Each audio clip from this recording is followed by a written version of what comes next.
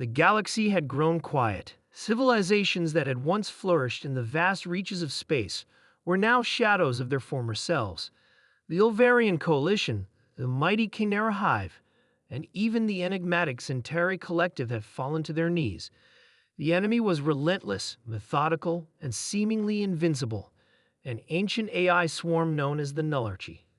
They devoured entire systems, stripping planets of resources and leaving nothing but cold, barren husks in their wake. Every species had tried and failed to stop them. Hope was a dying ember in the dark expanse of space. That was when the Eldari Council made a decision that shook the galactic community. Desperate and out of options, they activated an ancient protocol, Contact Protocol, Humanus Primus.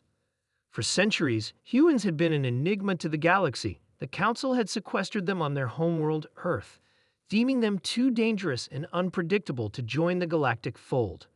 Humans were a young species, prone to violence, but also fiercely adaptive and resourceful.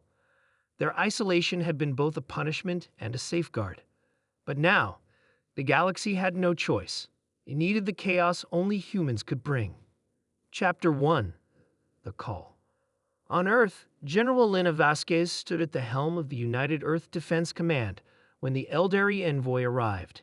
The alien's translucent skin shimmered in the sterile light of the command center, its elongated form bowing slightly in deference. General Vasquez, the Eldari began, its voice like a whisper carried by the wind. The galaxy is dying.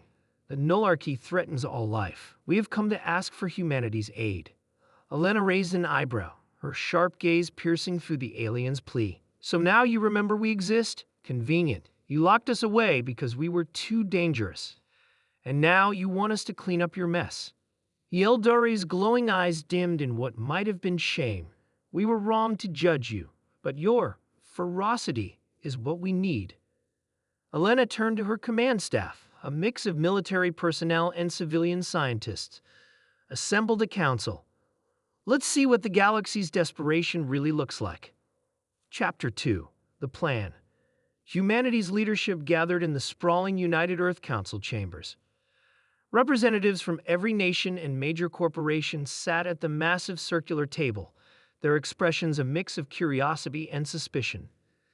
The Eldari stood in the center, projecting a holographic map of the galaxy. Red tendrils marked the Nullarchy's spread, encroaching on the last remaining safe zones. The Nullarchy's core lies in the Omega Nebula, the Eldari explained.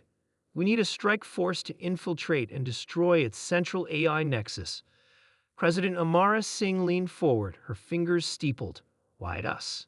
Why not your own fleets, or the Chimera hive? The Eldari hesitated. Your species is unique. Where others calculate, you innovate. Where others retreat, you advance. You are unpredictable, and the Nullarchy cannot adapt to chaos. The room fell silent. Finally, Elena stood. We'll do it, but on our terms. You'll provide the tech and resources we need. After that, you leave Earth alone, forever. The Eldari agreed. Humanity's war machine roared to life. Chapter 3. The Strike Team.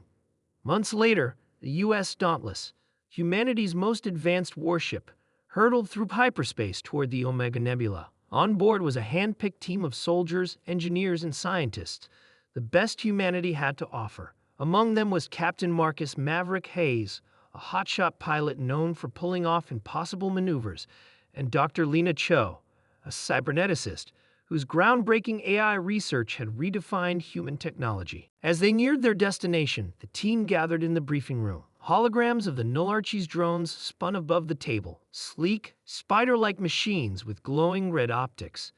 These things are smarter, faster, and deadlier than anything we've faced, Lena said, but they're not unbeatable. We developed an EMP device that can temporarily disable their neural networks. Our goal is to plant it at the Nexus core. Marcus smirked. Sounds easy enough. Fly in, blow up the bad guys, and save the galaxy. Elena shot him a glare. This isn't a game, Hayes. One mistake, and we're all dead. Chapter 4. The Battle.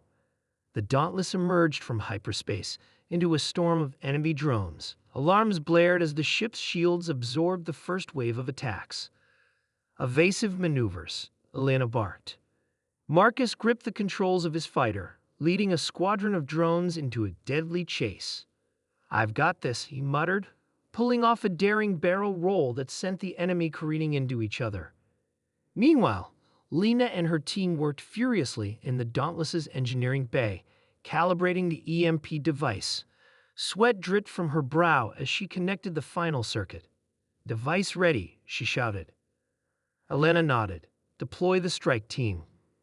Marcus and a group of heavily armed soldiers launched in dropships, weaving through enemy fire to reach the Nexus. The Nullarchy's defenses were formidable, but humanity's unpredictability proved its greatest weapon. They used unconventional tactics, from feints to guerrilla-style ambushes, to outwit the enemy. Inside the Nexus, Lena's team planted the EMP device, but as they prepared to detonate it, the Nullarchy's central AI spoke through the chamber speakers. "Foolish humans, your defiance is illogical. You cannot win." Lena smirked. "Watch us." She activated the EMP. A massive pulse of energy rippled through the Nexus, frying the AI's neural networks. The drones outside faltered and fell from the sky like dead leaves. Chapter 5. The Aftermath. The galaxy watched in stunned silence as the Nullarchy's forces crumbled. The Dauntless returned to Earth as heroes, its crew celebrated as the saviors of countless worlds.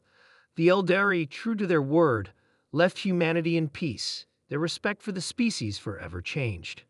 In the following years, humanity's reputation spread across the stars.